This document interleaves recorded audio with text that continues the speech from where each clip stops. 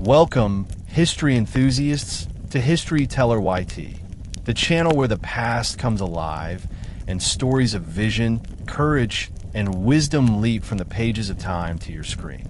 Today, we embark on an extraordinary journey to the shores of Samboangan, a land where the morning mist clings to golden sands. The waves carry whispers of distant lands, and a visionary leader named Datu N'wang shaped the destiny of an entire community. From the earliest rivers bringing traders and farmers to the port, to the arrival of foreign fleets threatening invasion. This is a tale of insight, strategy, and the enduring power of leadership. Imagine standing on the coastline alongside N'wang, observing boats that move like glimmering stars across the horizon, carrying not just goods, but cultures, alliances, and the potential for conflict. N'wang, not the strongest, nor the most politically connected among his brothers, possessed something far greater: vision. From childhood, he had dreamed of Samboangan that was more than a village. He imagined it as a hub of trade, a meeting place for peoples of every shore, and a community that could thrive through fairness, trust, and cooperation. This story will carry you through the founding of his port, the creation of a market alive with the ringing of gongs, the aroma of smoked fish, and the vibrant laughter of Subanen traders, to the clever diplomacy and strategic genius that allowed Samboangan to withstand foreign threats without succumbing to fear. You will follow N'wang as he navigates disputes beneath the great Belit tree, administering justice that has been remembered for centuries. You will witness the first confrontations with foreign fleets and the ingenious tactics he and his people employed, blending skill, observation, and unity to defend their home. Alongside strategy and defense, you will see the spiritual backbone of the community, the Buklog ritual, the dances on trembling platforms, and offerings to the spirits of rivers, mountains, and seas, all of which strengthen morale, unity, and resilience. This history is not just about battles or trade. It is a story of foresight, moral leadership, cultural identity, and the transformation of a port into a legendary hub that stood the test of time. By the end of this journey, you will understand why Datu N'wang is remembered as the Datu of trade, the keeper of peace, and the bridge between rivers and sea. Every segment of this story carries lessons in vision, ethical governance, community unity, and the enduring importance of trust and foresight in leadership. So sit back, open your mind, and prepare to immerse yourself in the epic history of Samboangan and its legendary Datu, where every wave, every market call, and every dance step tells a story that has echoed through the centuries. The morning mist clung like a silvery veil to the jagged coastline of Samboangan, curling around the roots of mangroves and the slender trunks of coconut palms. The sun had not yet fully revealed itself, but the horizon glimmered faintly, like the promise of gold hidden beneath the waves. Here, where the Subanen rivers met the restless sea, the scent of salt, driftwood, and distant lands mingled with the earthy aroma of forest soil. Datu N'wang stood barefoot on the sand, feeling the grainy texture of the beach shift beneath his feet, listening to the whispers of waves rolling toward the shore.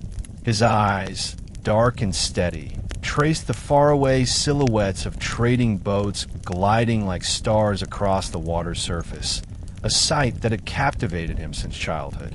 Even in these early hours, the village began to stir. Fishermen untangled nets. Subanen women carried baskets of cassava and rice down to the shore, and children played along the surf, their laughter mingling with the calls of seabirds. Yet, despite the daily bustle, N'wang's mind was far from the familiar routines. He envisioned Samboangan not merely as a home, but as a meeting place of peoples, a crossroads where traders from distant lands might come to exchange goods, stories, and knowledge. Unlike his brothers, whose ambitions were often tied to war or marriage alliances, N'wang's dream was of a city alive with exchange, where wealth was measured not by conquest, but by connection. He paused to observe a small sampan gliding toward the shore, laden with baskets of forest honey, woven mats, and wild ginger. These simple offerings, though humble, represented the lifeblood of Subanen culture.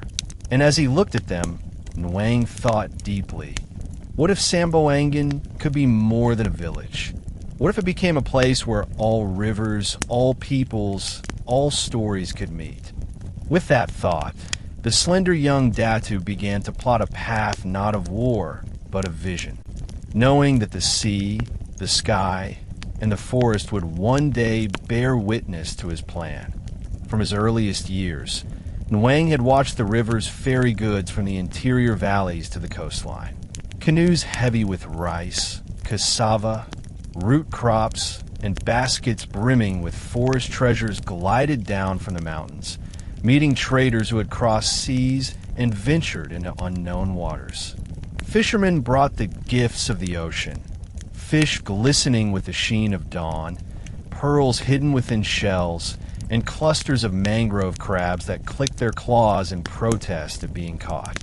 N'wang's eyes sparkled whenever he watched these exchanges, seeing not just the material value of each item, but the connection they symbolized. He imagined a place where all these goods could meet in harmony. The Tazig sailors with their sleek, wind-driven boats could exchange their carved ornaments for Subanen honey. Maguindana merchants might trade brass gongs for freshly woven mats. Sea wanderers from Celebes and Borneo could barter their sharp blades or colored beads for root crops and smoked fish. N'wang began marking out areas along the shore, clearing space where boats could safely land, erecting platforms for trade, and preparing the first rudimentary docks. The Subanen, initially skeptical, soon found themselves drawn to his vision. Under N'wang's guidance, families worked together to build storage houses and stalls, while scouts kept watch for traders approaching from distant waters. N'wang's voice carried across the sands, calm and deliberate, as he spoke to his people about trust, cooperation, and mutual gain. A single basket of rice may feed a family, but a trade may bind a community for generations, he told them, planting in their hearts the seeds of Samboangan's transformation into a bustling center of commerce and culture. By mid-morning, Samboangan's shores had begun to hum with life. Boats bobbed gently at the waterline, their hulls creaking in the sun-warmed waves. Traders, curious and cautious, stepped ashore, their eyes widening at the sight of a community that welcomed them not with suspicion, but with ceremony. Brass gongs rang, announcing the opening of trade, while the aroma of freshly boiled rice and smoked fish drifted across the docks.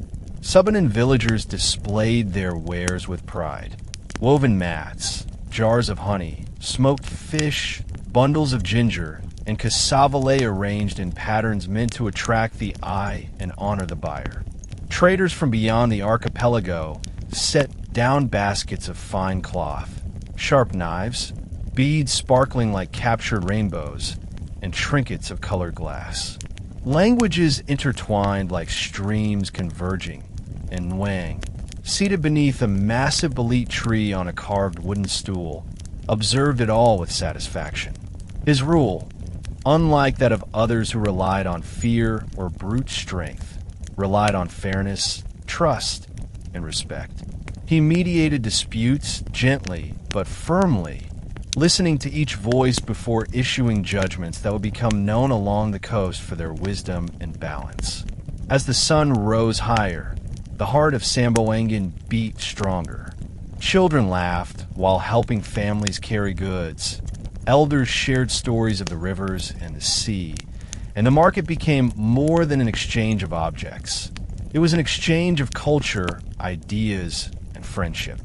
Datu N'wang's dream, once a quiet vision by the misty shore, now pulsed vividly in the sunlit air. Samboangan, the crossroads of the sea, alive with commerce and unity. In the heart of Samboangan, beneath the sprawling canopy of a great bolete tree, Datu N'wang made his seat of justice. The tree's roots curled around the earth like ancient serpents, its branches stretching wide, casting dappled shadows upon the sand. The people of Samboangan, young and old, gathered here whenever disputes arose. Arguments could erupt over the smallest of matters: an unpaid debt, a misunderstanding in trade, a quarrel over fishing rights. But the villagers came to trust that under N'wang's watchful eyes, fairness would prevail. N'wang sat upon a carved wooden stool, polished by years of use and etched with intricate designs representing rivers, waves, and forest spirits. His hands rested lightly upon his knees, eyes attentive yet calm. Before he spoke, he listened. He let each side share its story fully, sometimes pausing to ask questions that drew out hidden truths. Traders and villagers alike marveled at his patience. Unlike rulers who relied on fear or coercion, N'wang wielded a power far more subtle and enduring: the power of fairness. The decisions he rendered were often praised for their wisdom. If a merchant had cheated a Subanen farmer, N'wang might insist the goods be returned and fair compensation offered, while also counseling the merchant on honor and mutual respect. If disputes arose between brothers over inheritance or fishing territories, he reminded them of their mother's words: "We are one river flowing to many streams." His voice carried not only authority, but the weight of shared history, the collective memory of the Subanen people, and the awareness that Samboangan's prosperity depended on unity, not discord. Beyond disputes of trade and land, Datu N'wang understood that the land itself demanded respect. The forests, rivers, and mountains were not merely resources. They were sacred, inhabited by unseen guardians who required honor and offering. Each season, the people of Samboangan gathered to perform the Buklog, the great ritual of Thanksgiving. A platform of logs, constructed with the skill of generations, rose above the ground, trembling under the weight of dancers whose rhythmic stomps echoed through the surrounding forest. The Buklog was more than a display of devotion. It was a demonstration of balance. Each beat of the drum, each leap into the air, each chant or prayer was an acknowledgement of the gifts the land and sea had provided. N'wang stood at the edge of the platform, his arms raised, eyes closed in silent communion with the spirits. Traders, initially outsiders to the practice, were invited to witness or participate, often leaving in awe of the harmony between people and environment. Through these rituals, N'wang taught a deeper lesson to both his people and the visitors. Prosperity depended not merely on trade or wealth, but on respect for the unseen forces that shaped life itself. The Subanen carried this wisdom in their hearts as they returned to their homes, while the traders carried stories of Samboangan's rituals across the seas, spreading N'wang's influence not through conquest, but through culture. While N'wang's vision united traders and villagers, it sometimes stirred jealousy among his brothers. Datu Ms. Samus, strong and commanding, ruled the northern valleys with a fist of iron. Tankelin wove alliances through marriages, linking distant families in political webs. Gamotin's dominion over the southern lands and the Sibugwe River earned him loyalty through centuries of roots and soil. Yet N'wang, lacking their brute force or political maneuvering, achieved influence in a different way, through fairness, trust, and vision. Whenever tension flared, N'wang reminded them of their shared heritage. Strength without balance leads to ruin, he would say, and alliances without trust crumble like a boat on a stormy sea. He spoke not to assert dominance, but to cultivate understanding. Over time, his brothers came to respect his wisdom. Even Ms. Samus, who valued strength above all, would concede that N'wang's decisions carried a weight that could calm even the most heated argument. In these moments, Samboangan became more than a trading port. It became a family, a community bound by shared values and the guidance of a leader who knew that leadership was measured not in wealth or weapons, but in the ability to unite people and protect their shared home. And thus, the foundations of a city built on vision, not conquest, were laid, echoing through the palm-fringed shores of the morning coast. One season, as the monsoon winds shifted and the tide carried a scent of distant waters, the people of Samboangan noticed unfamiliar sails appearing on the horizon.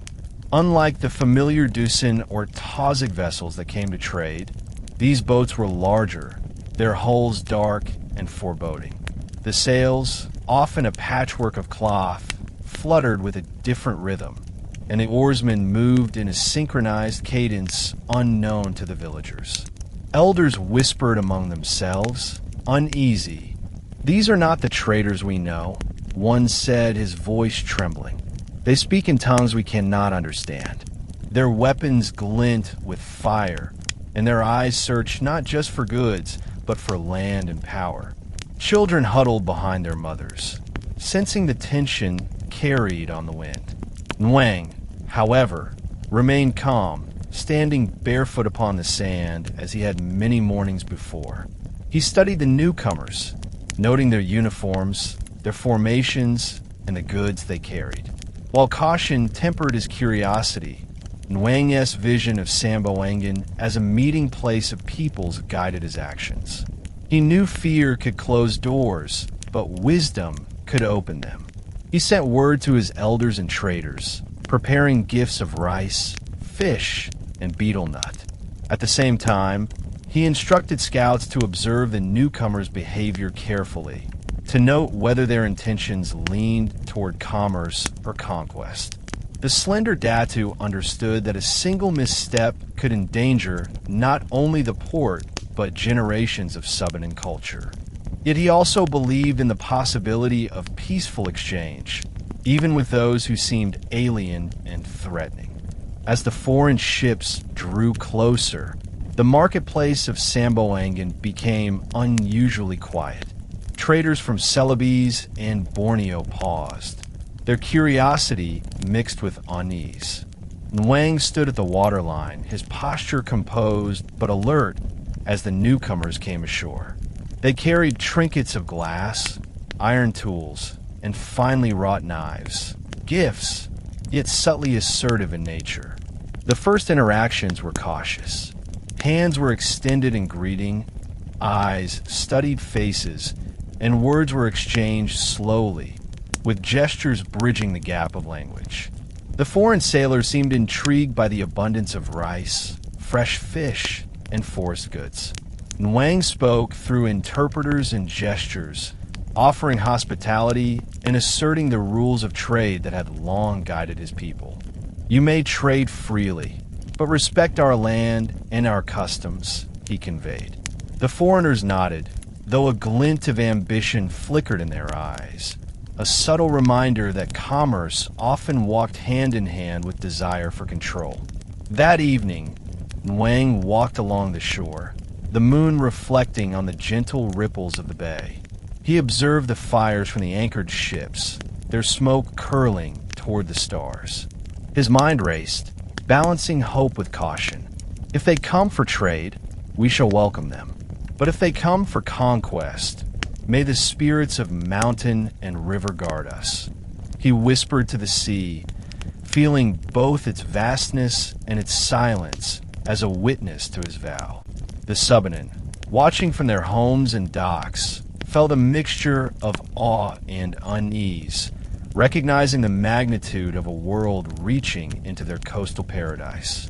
In the following days, Samboangan adjusted to the presence of the foreign ships. Markets became arenas of negotiation, with a scent of salt, spice, and with smoke mixed with the nervous energy of unfamiliar commerce.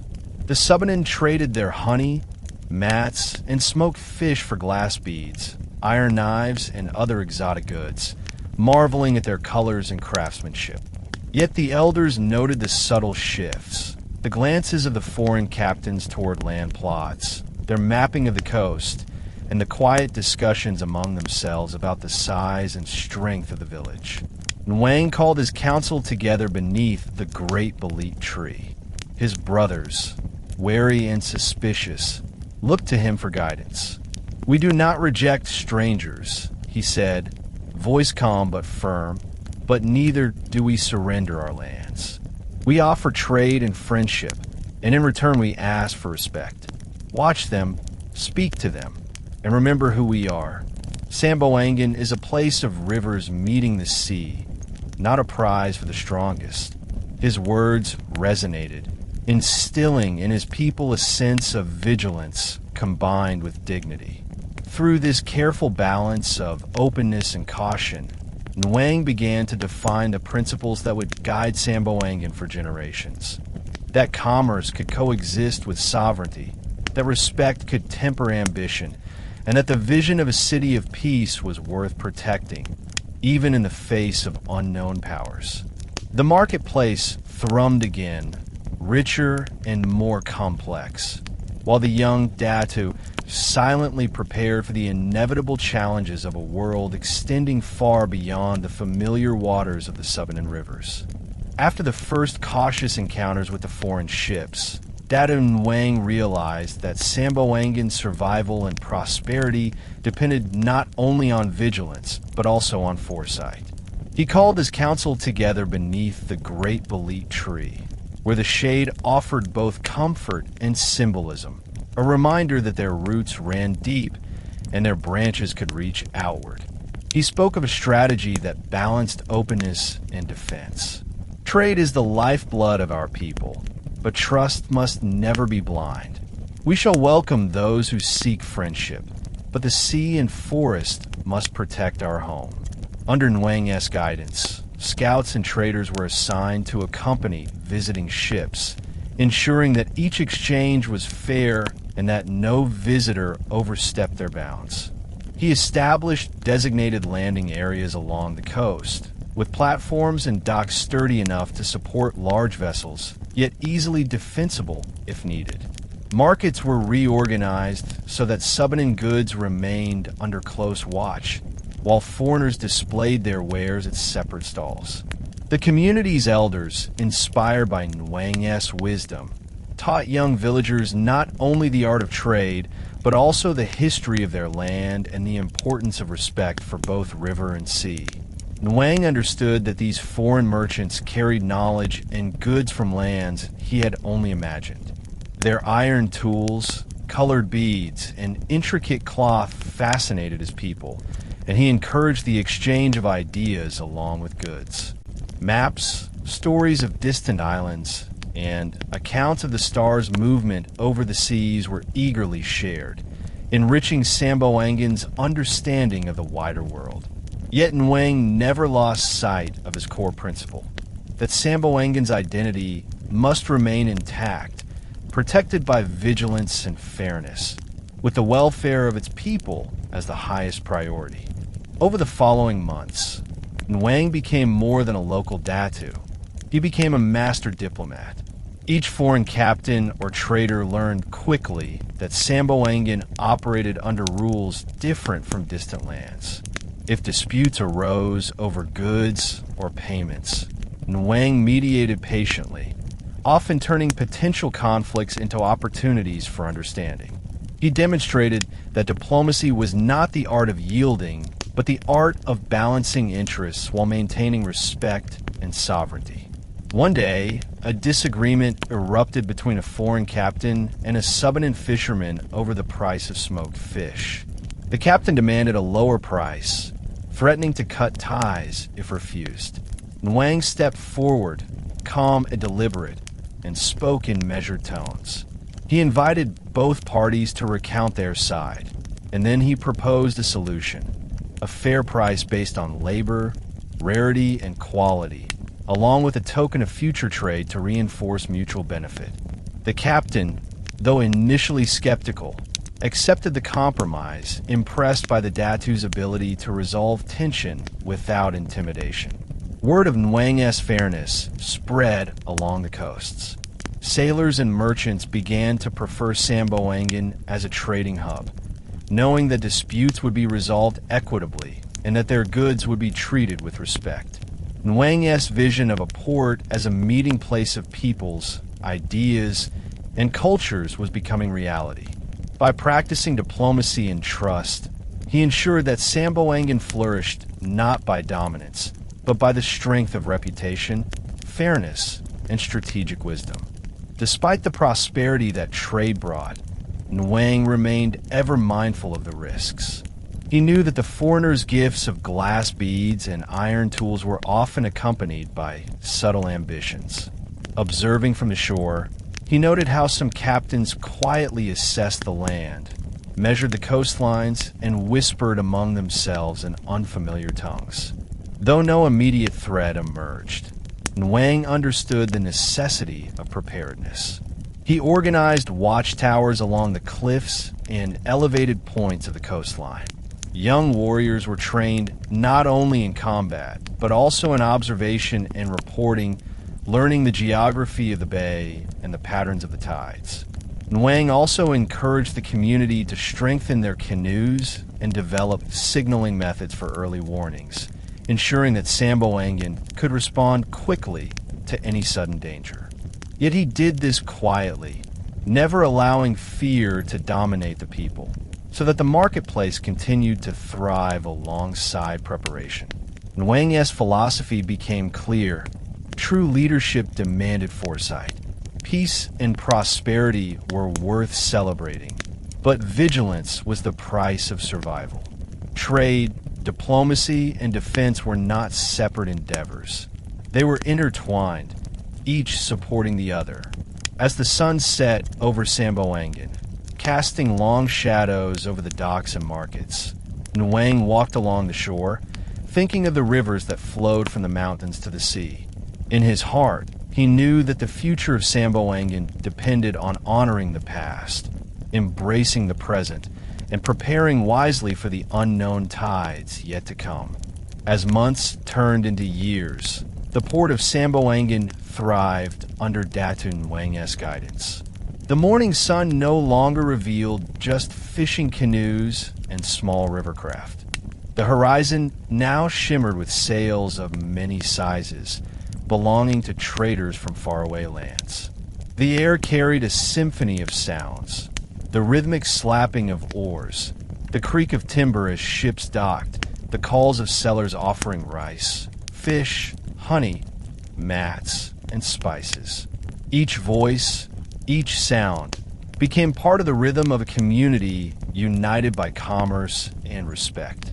The villagers learned to organize their goods more efficiently.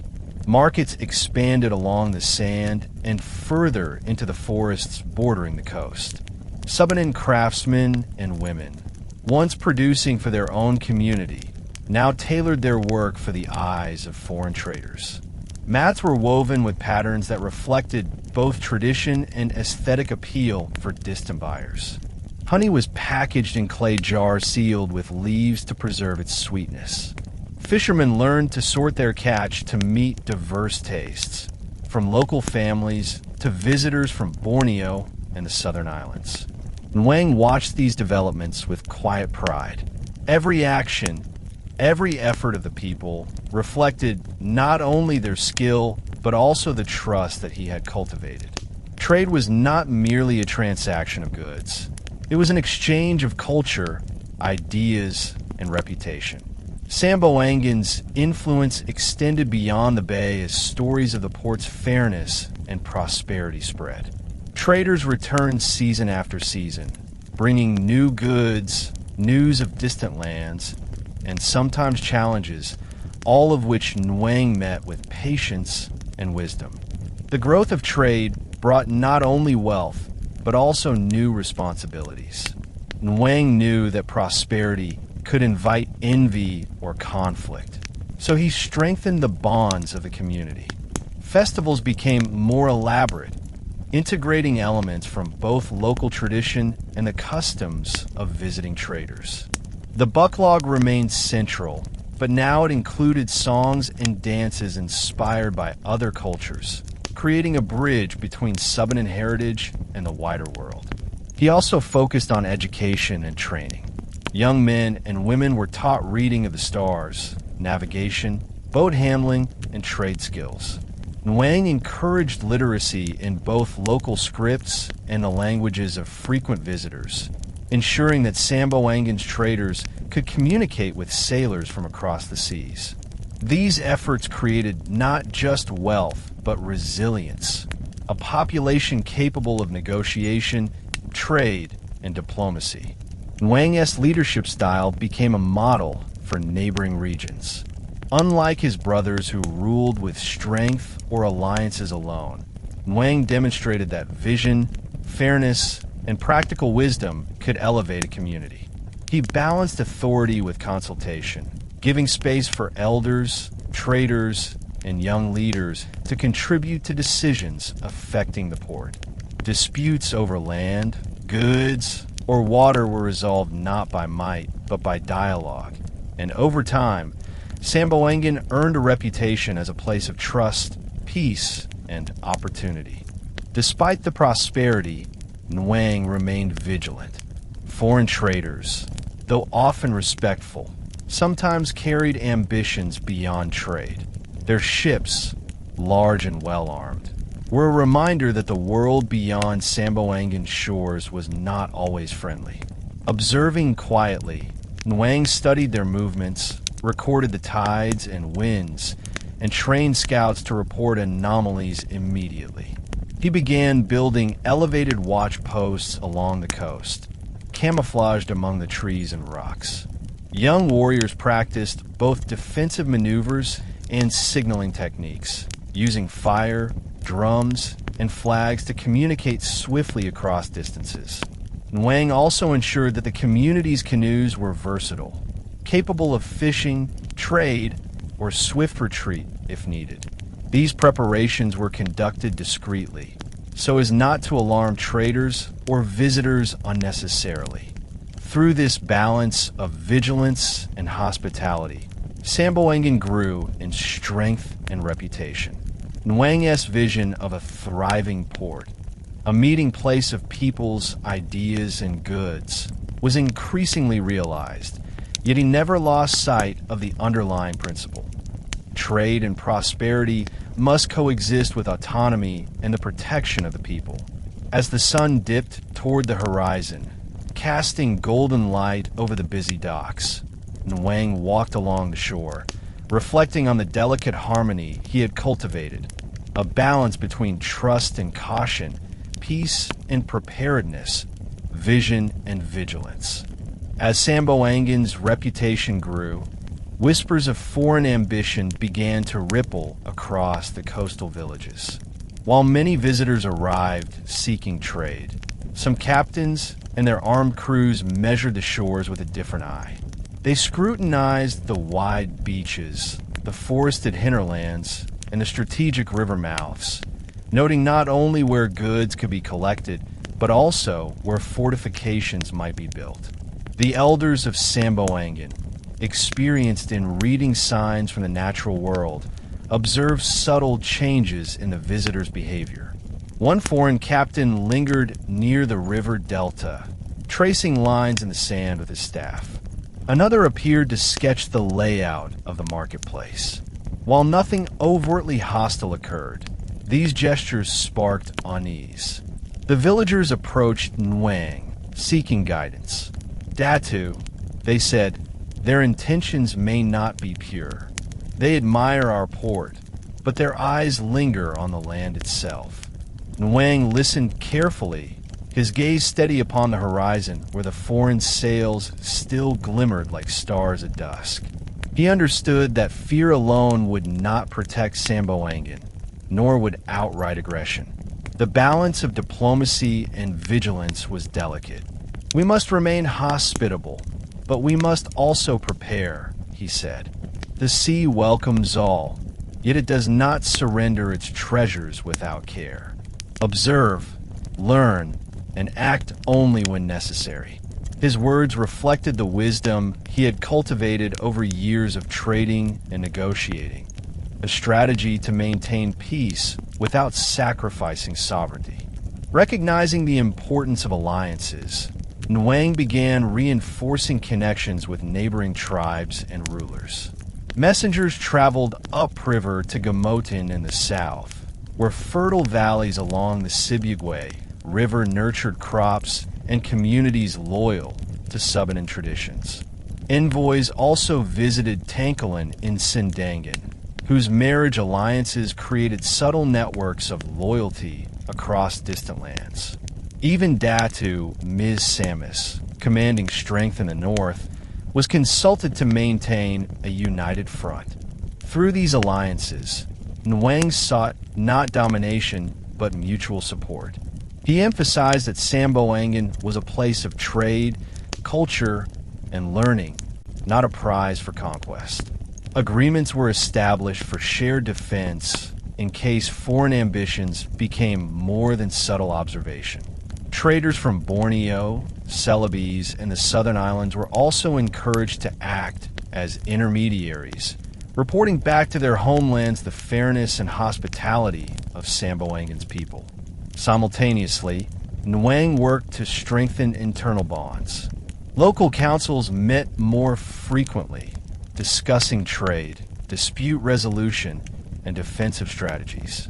Young warriors were trained not only in combat, but also in communication, surveillance, and coordination with neighboring tribes. N'wang's vision extended beyond the marketplace. It was a vision of a fortified community bound by trust, culture, and shared purpose. Samboangan, he believed, could flourish even amid external threats, provided that unity, fairness, and vigilance guided every decision. As months passed, interactions with the foreigners continued in a delicate balance. Trade flourished, but N'wang's subtle strategies ensured that Samboangan remained sovereign. He observed patterns in the newcomers' behavior, how they exchanged goods, which tribes they spoke with, and how their movements across the coastline shifted with tides and seasons. These observations were carefully recorded by scouts, creating an early system of intelligence that blended local knowledge with practical strategy. N'wang often held council beneath the great Balit tree, discussing options with his brothers and elders. We welcome them, but we do not allow their ambitions to dictate our actions, he reminded them. Our strength lies not only in weapons, but in unity, fairness, and foresight. The sea brings many travelers, but the heart of Samboangan belongs to its people. His calm, measured demeanor inspired confidence among villagers and traders alike. Despite these early tensions, Samboangan's marketplace continued to thrive. Subanen honey, mats, fish, and spices moved alongside foreign goods like iron tools, cloth, and colored beads. Music, stories, and rituals from distant lands blended subtly with Subanen traditions. Through vigilance, strategic alliances, and careful diplomacy, N'wang maintained a balance that ensured both prosperity and safety. He understood that true leadership required not only reacting to threats, but anticipating them, turning uncertainty into an opportunity to demonstrate wisdom, fairness, and foresight. The tranquility of Samboangan's thriving port began to waver as subtle signs of danger appeared. One morning, scouts returning from the distant horizon reported the approach of large foreign ships, their black sails heavy with the weight of the wind, and hulls bristling with weaponry unfamiliar to the Subanen. Unlike the traders who had visited previously, these strangers moved with purpose, their formations precise, suggesting coordination and intent beyond peaceful commerce. The elders gathered, whispering warnings of old tales, of villages swallowed by outsiders who sought wealth and control.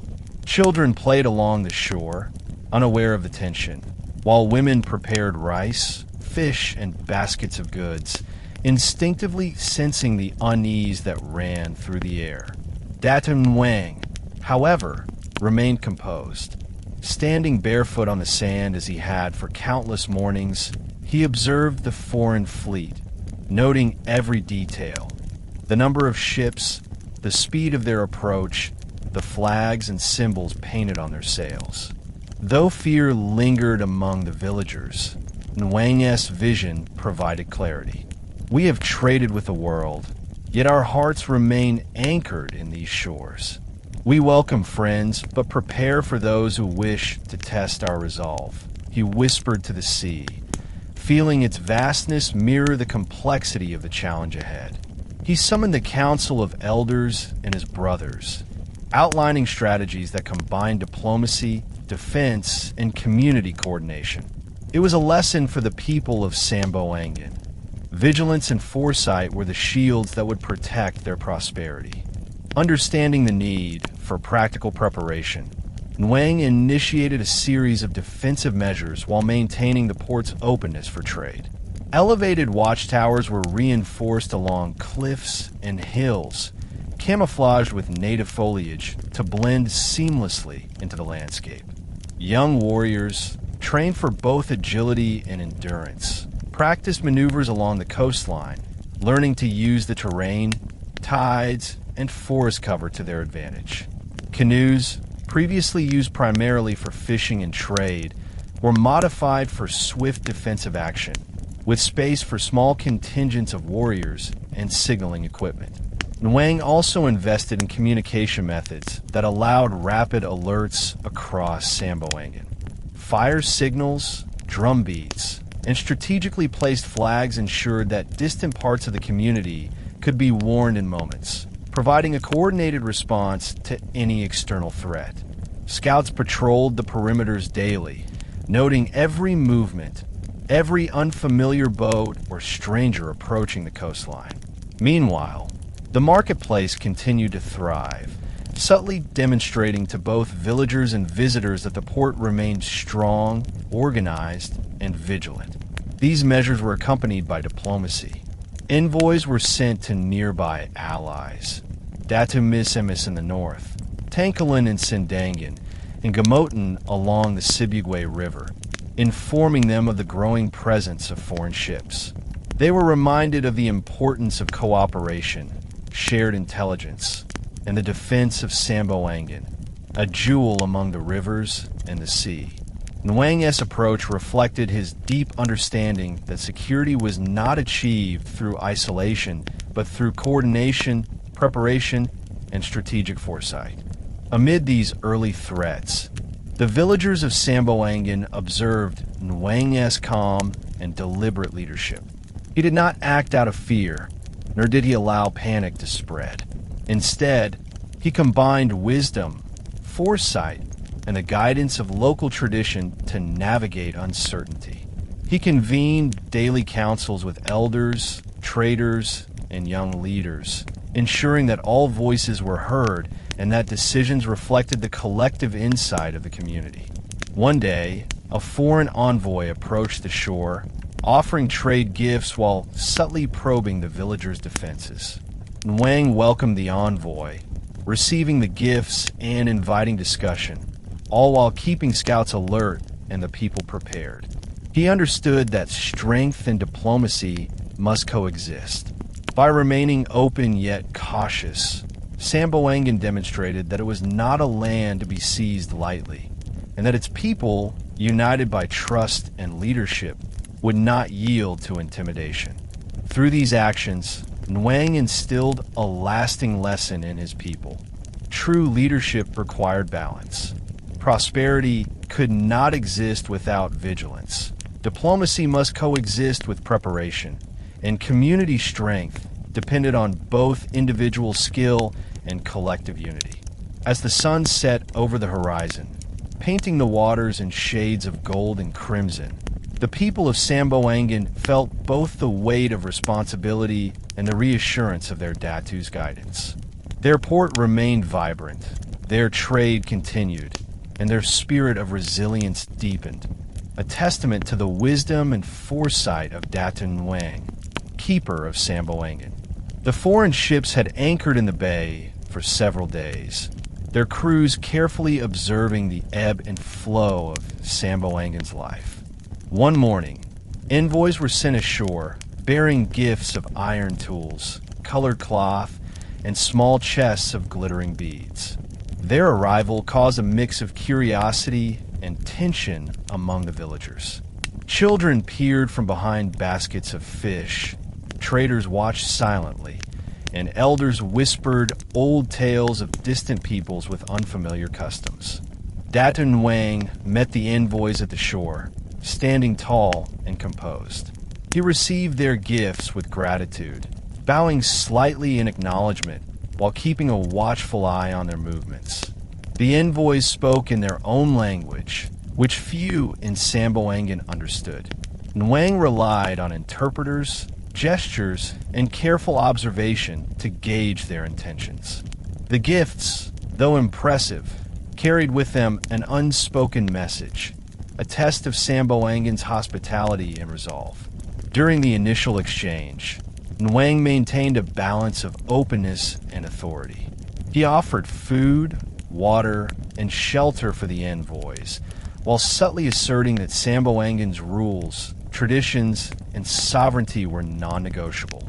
"We welcome visitors to our shores, yet we guard our people and our land," he said through his interpreter, his voice steady and commanding. The envoys, sensing his resolve, adjusted their demeanor, understanding that while Samboangan was generous, it was not naive. This first encounter set the tone for all future interactions: respect, vigilance, and strategic diplomacy. Following the initial greetings, N'wang arranged a council of traders, elders, and the foreign envoys beneath the shade of the great bolete tree. Here, discussions shifted toward trade agreements and the subtleties of land use. N'wang emphasized that Samboangan's prosperity depended on fair exchange, not on coercion. Local goods, honey, smoked fish, woven mats, root crops, and fresh catch would be traded only under equitable terms. The envoys, representing the larger ambitions of their homeland, subtly tested the limits of negotiation. They spoke of potential settlements, navigation rights, and access to river mouths. N'wang listened carefully, allowing them to speak fully before responding. His answers were measured, grounded in fairness, and supported by the weight of local custom. "Trade flourishes when all parties benefit," he said, "but no agreement can supersede the rights of our people or the guidance of the spirits who guard these lands and waters." Through these sessions, N'wang demonstrated a rare combination of patience, strategy, and moral authority. The traders and envoys began to recognize that Samboangan was not a passive port, but a community guided by law, tradition, and wisdom. N'wang's reputation spread along the coast and into the surrounding islands. He was a Datu who could navigate both the demands of commerce and the threats of ambition, ensuring that Samboangan thrived while remaining sovereign. As the envoys returned to their ships each evening, N'wang walked along the shoreline, reflecting on the subtle dynamics that unfolded during the day. He observed how the foreign sailors measured distances between docks, how they spoke quietly in their own tongue, and how they cataloged the appearance and routines of Samboangan's people. Every action was a potential signal of intent, and every gesture was noted by the Datu scouts. He gathered his brothers and trusted elders, sharing observations without alarm but with urgency. "Their eyes are on more than trade," he warned. "Watch the patterns of their movement, listen to their words, and guide your people wisely. Strength is in vigilance, in the readiness to act, and in the unity of our community." Lessons of caution, observation, and foresight were woven into the daily life of the villagers. Children learned the names of birds and tides as signals.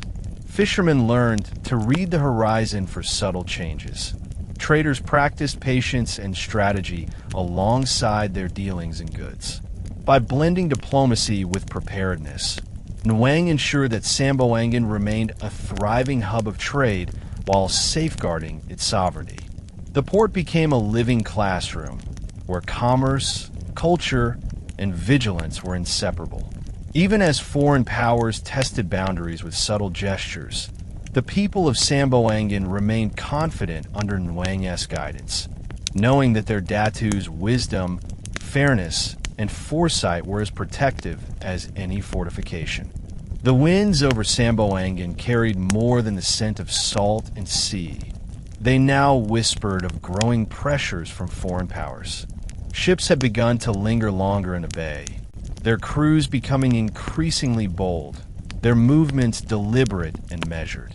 Datu N'wang observed them from the shore, noting each subtle change.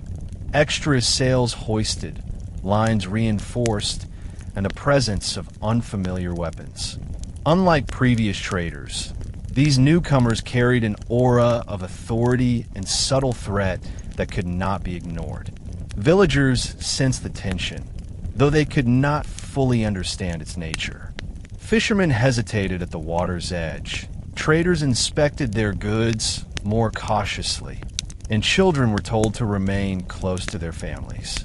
N'wang gathered his brothers and the council beneath the great bolete tree, speaking quietly yet with unwavering authority. "The winds carry change," he said, his eyes following the distant sails, "and change may test both our patience and our strength. We must remain vigilant, united, and wise. Samboangan is our home, our lifeblood, and no one shall take it without our consent." The Datu's words were more than guidance. They were a call to preparedness without panic. Scouts increased their patrols, noting every interaction and every movement. Young warriors trained harder, practicing stealth, signaling, and coordination. Meanwhile, N'wang continued to meet with visiting traders, ensuring that commerce remained uninterrupted and that the port's reputation for fairness persisted. His leadership reinforced the principle that prosperity could coexist with vigilance, and that the community's unity was its strongest defense against unknown ambitions. Understanding the gravity of the situation, N'wang strengthened alliances with neighboring Datus and tribes. Envoys were dispatched to Gamotin in the south, whose influence along the Sibugwe River ensured support in times of tension. Messages were sent to Tankalin, emphasizing shared cultural bonds and the need for cooperation and defense. Even Ms. Samus, known for his northern strength, was consulted for advice on tactical planning. Within Samboangan, N'wang convened councils more frequently, drawing wisdom from elders, traders, and skilled hunters. Each meeting emphasized observation, patience, and strategic foresight. Scouts' reports were analyzed meticulously. Which foreign captains spoke to whom, what goods were unloaded, and which areas of the coast were mapped or measured. Every detail informed N'wang's decisions, allowing him to anticipate potential threats while maintaining trade and peaceful relations.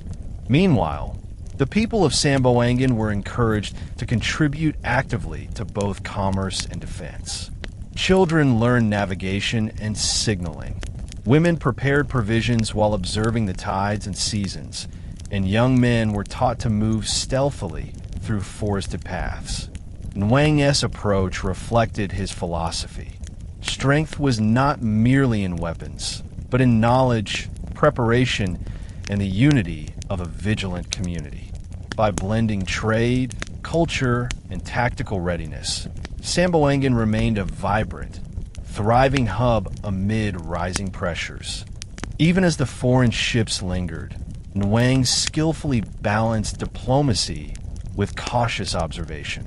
Meetings with the envoys became exercises in patience and subtle negotiation.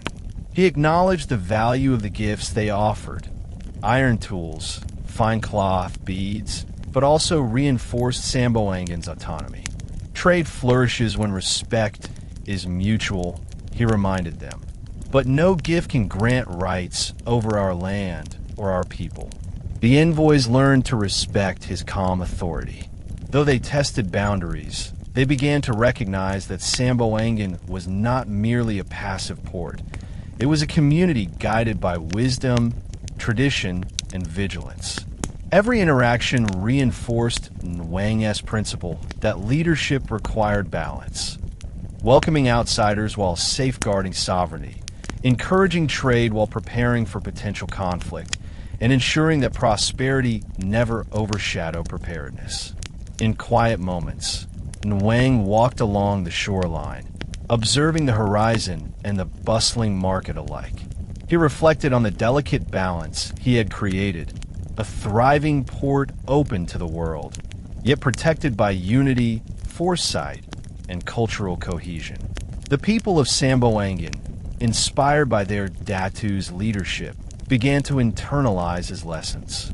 Vigilance became a part of daily life, diplomacy and art, and a marketplace a testament to both prosperity and resilience. Under N'wang's guidance, Samboangan's community continued to grow stronger, prepared for the challenges that the tides and the ambitions of distant powers might bring. The usual morning bustle of Samboangan's marketplace carried an undercurrent of tension. Foreign ships had lingered longer than any visitor before, and their crews seemed increasingly assertive. Traders from Borneo and Celebes observed cautiously, adjusting their interactions to avoid any conflict, while villagers whispered about unusual movements along the docks. Children still played, but their games reflected the vigilance of their elders, imitating signaling and stealth in mock exercises. Datu N'wang walked through the marketplace, acknowledging traders with calm authority while observing the subtle dynamics of the port. He noticed a group of foreign sailors attempting to influence Subanen traders, offering incentives that bordered on coercion. Rather than responding with force, N'wang convened the council of elders beneath the great Belit tree. We will not allow intimidation, yet we must not provoke unnecessary conflict, he said. His solution was a carefully crafted balance. Equitable trade would continue under clearly defined rules, and those who broke the agreements would face community-sanctioned consequences. By enforcing fairness and asserting clear boundaries, N'wang demonstrated the strength of leadership rooted in vision rather than brute force. Villagers understood that their Datu's authority was both protective and empowering. They learned that a calm, strategic approach could neutralize aggression more effectively than confrontation alone. Samboangan's marketplace remained vibrant, yet everyone was aware that vigilance had become as important as commerce, and that their community's unity was the true shield against the uncertainties approaching from the horizon.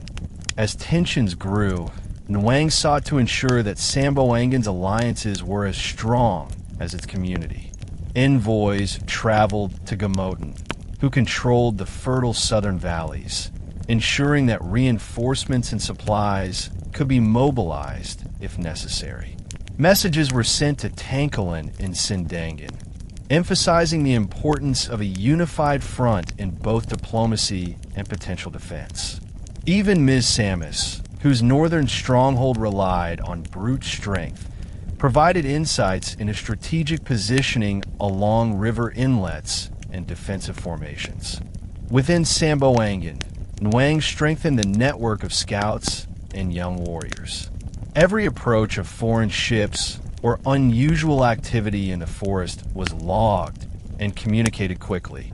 Fishermen were taught to observe and report, while traders learned to negotiate firmly yet diplomatically. These measures ensured that both commerce and defense remained intertwined, creating a community that was alert but not paralyzed by fear. N'wang's brothers, initially skeptical of his reliance on diplomacy, began to appreciate the subtleties of his approach. They saw that strength alone could not protect Samboangan. Foresight, unity, and strategic observation were equally powerful. By reinforcing internal cohesion and external alliances, N'wang prepared his community for any eventuality, ensuring that the port would remain a thriving center of trade and culture, even under the shadow of foreign ambitions. The first direct challenge came when a foreign captain attempted to bypass established trade agreements, seeking exclusive rights to certain goods along the riverbanks. N'wang summoned the envoys to the council under the Balit tree. He received them courteously, acknowledging their status while firmly asserting Samboangan's sovereignty. No single person nor foreign power can dictate the terms of our trade, he declared. Our community's prosperity is built on fairness, respect, and trust. Any agreement must reflect this, or it will be void. The envoys initially protested, hinting at the power of their homeland's reach. N'wang remained calm, listening to each argument before responding with measured counterpoints grounded in tradition, law, and the collective wisdom of his council. He emphasized that the Subanen valued relationships built on mutual benefit, and that attempts to dominate or manipulate would only be met with resistance supported by his alliances. By the end of the council, the foreign envoys understood the limits of their influence. Though subtle tension remained, they recognized that Samboangan's strength lay not in weapons or intimidation, but in a Datu who combined diplomacy, preparation, and moral authority. The marketplace resumed its rhythm. Trade continued, and N'wang's people grew more confident in their ability to maintain autonomy while interacting with distant powers. Through this episode, the Datu's leadership reinforced an enduring lesson. Wisdom, fairness, and strategic foresight could safeguard a community as effectively as any fortification. As months passed, the presence of foreign ships in Samboangan's bay grew more assertive. The once cautious envoys were now accompanied by larger crews, their vessels bristling with unfamiliar weapons, their movements coordinated in a way that suggested not just trade, but observation and mapping of strategic points along the coast. Traders from Borneo and Celebes noticed the subtle shifts, and whispers of concern spread through the marketplace. Yet life continued. Rice was traded, mats were woven, and honey jars were sold, all under the careful eye of Datu N'wang. N'wang, observing from the high cliffs that overlooked the bay, took careful note of the newcomers' routines. He watched how they approached river mouths, how they timed their arrivals with the tides, and how they interacted with locals. Unlike previous visitors, these foreigners tested boundaries. They tried to negotiate access to strategic points, subtly implying they could offer protection or rare goods in exchange for privileges. N'wang recognized the danger inherent in such negotiations. A single concession could undermine the autonomy he had cultivated for years. The elders gathered beneath the great Balit tree, and N'wang shared his observations. They measure more than our goods. They measure our resolve, our land, and our spirit, he said. We welcome all who come with respect, but Samboangan shall never be surrendered to intimidation. Our strength lies in unity, in foresight, and in the wisdom of our people. His words inspired confidence. Villagers, though aware of the growing pressure, found reassurance in their Datu's steady leadership. They began to internalize the lessons of vigilance, seeing the market not only as a place of trade, but as a living system of observation, communication, and protection. Understanding that diplomacy alone might not suffice, N'wang began preparing for scenarios where force might be necessary to defend Samboangan. Elevated watchtowers were reinforced along key points of the coastline, carefully camouflaged among native trees and rocks. Scouts were assigned to map every approach route, noting currents, sandbars, and potential landing sites. Canoes, originally used for fishing and trade, were adapted for rapid response, carrying small units capable of intercepting intruders or delivering messages across the bay. Training sessions were intensified. Young warriors practiced both defense and signaling, learning how to move swiftly and silently through forested terrain. Women and children participated in support roles, preparing provisions, monitoring trade goods, and learning the rhythms of the tides and seasons to anticipate changes in both trade and potential threats. N'wang's leadership emphasized that defense was a community effort. Everyone had a role, and each role was vital to maintaining Samboangan's autonomy. At the same time, N'wang strengthened external alliances. Envoys carried news to Gamotin in the south, whose control of fertile valleys could provide logistical support if needed. Tangkalan in Sindangan was reminded of the mutual benefit of cooperative defense, and even Ms. Samus, whose northern stronghold relied on strength, contributed advice on strategic positioning. By weaving internal preparation with external alliances, N'wang ensured that Samboangan was not isolated and vulnerable, but a hub of organized, collective resilience. Despite the preparations, the foreign envoys continued to press for expanded privileges. They sought exclusive rights to certain goods, favored landing sites, and opportunities to extend their influence over the local population. N'wang received them with courtesy, but unwavering firmness. He emphasized the principles of fair trade and community autonomy, ensuring that Samboangan's people and traditions would not be compromised for temporary gain. One particularly tense council session occurred beneath the Belit tree, where N'wang, his brothers, elders, and the envoys convened. The foreigners presented maps and spoke of potential settlements along the rivers. N'wang listened quietly, allowing them to present their proposals fully before responding. Then, with calm authority, he outlined Samboangan's terms. Trade could flourish under fairness and mutual respect, but no individual or foreign power could claim dominion over the land or its people. Through this careful blend of diplomacy and firmness, N'wang demonstrated to both his people and the foreign powers that Samboangan's strength was not in its weapons alone, but in its unity, foresight, and the moral authority of its leadership. The marketplace remained lively, trade continued, and the people of Samboangan grew increasingly confident that their Datu could safeguard both their prosperity and their sovereignty, no matter how assertive the foreign presence became. Months of observation, preparation, and subtle negotiation culminated in a moment that would test the strength of Samboangan and the wisdom of Datu N'wang. One early morning, scouts reported an unusual assembly of foreign ships far beyond the usual patterns. Their blackened sails moved in synchronized formation, and their hulls carried new weapons, larger, heavier, and more ominous than anything the villagers had seen. The marketplace hummed with activity, yet an undercurrent of unease ran through every transaction, every step, every call. Datu N'wang stood upon the cliffs, surveying the horizon where the fleet approached. The sea breeze carried both the scent of salt and the weight of potential conflict. Villagers gathered at his side, their faces reflecting a mixture of curiosity, concern, and faith in their Datu's guidance.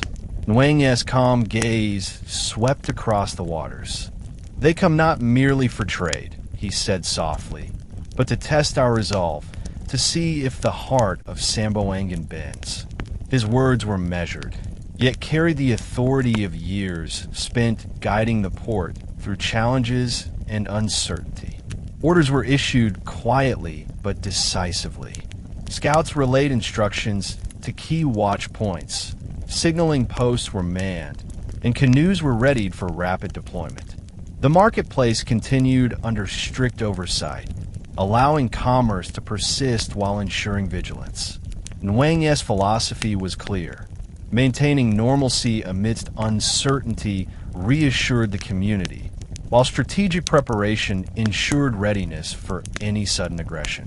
Samboangan, he knew, would withstand trials not solely through weapons, but through unity, foresight, and the disciplined coordination of its people. Recognizing that a direct confrontation could risk the community, N'wang relied on strategy and the terrain to safeguard Samboangan. He instructed young warriors to take positions along natural choke points, river inlets, narrow beach strips, and forested slopes, allowing for effective defense while minimizing exposure. Canoes were stationed for quick response, capable of transporting messages, supplies, or small contingents to threatened areas. Simultaneously, N'wang employait psychological stratégie. False signals were created along the coastline to give the impression of larger defensive forces. Scouts moved stealthily, their presence noted only by subtle signs, footprints, disturbed sand, and glances exchanged from treetops. These measures, combined with the fortified watchtowers, demonstrated to the approaching fleet that Samboangan was neither passive nor unprepared. Inside the village, N'wang emphasized coordination and morale. Elders shared stories of past challenges, instilling courage and pride, while women and children were integrated into support roles, preparing provisions, maintaining communications, and observing the horizon for early warnings. Traders continued to conduct commerce under strict supervision, reinforcing the principle that Samboangan's strength was a combination of vigilance, preparedness, and continuity of everyday life. By blending tactical ingenuity with community involvement, N'wang ensured that his people were ready not just to defend their port, but to protect their culture, identity, and autonomy. As the foreign fleet drew nearer, tension permeated the air, yet N'wang's calm leadership instilled a sense of confidence in the villagers. Each movement of the approaching ships was observed, recorded, and discussed with his council of brothers and elders. The sea carries challenges, he reminded them, but our unity and wisdom are our shields. The villagers practiced drills quietly yet deliberately, rehearsing signaling, canoe maneuvers, and defensive positioning. The marketplace, while orderly, served as a living classroom. Traders learned to observe, communicate, and respond to subtle threats, while children played games that reinforced awareness and coordination. N'wang's philosophy permeated every corner of Samboangan. Vigilance without panic, preparation without fear, and commerce without compromise. By sunset, the horizon was filled with silhouettes of foreign ships, their intent unclear, but their presence undeniable. N'wang walked along the shoreline, reflecting on the delicate balance he had cultivated. A thriving port open to trade, yet fortified through unity, foresight, and strategic planning. The community of Samboangan, guided by his wisdom, stood ready, not through domination, not through fear, but through shared responsibility, moral authority, and the disciplined execution of a vision nurtured over years of careful leadership. The first test of defense was imminent, yet the heart of Samboangan beat strong, resilient, and united under the guidance of Datu N'wang. The horizon was alive with the shadows of foreign ships, their blackened sails cutting against the early morning light like ominous streaks across the sea. Scouts reported that the ships were maneuvering closer to the river mouths and the wide beaches of Samboangan. While some villagers whispered fears of invasion, Datu N'wang's calm presence reassured all. Standing atop the cliffside, he observed every movement with a keen eye, noting which ships carried the heaviest weaponry and which crews moved with stealth rather than show. The marketplace, normally alive with the sounds of trade, was now subdued. Merchants carefully stacked their goods, aware that any disturbance could ripple quickly into panic. Fishermen adjusted their schedules, and children were instructed to stay near their families or practice signaling exercises under watchful elders. N'wang's philosophy remained consistent. Vigilance and preparation should exist alongside continuity of daily life. By maintaining the rhythms of the port, he ensured that the community remained resilient, alert, and ready to respond collectively. N'wang convened his council beneath the great Belit tree, where his brothers and elders had gathered.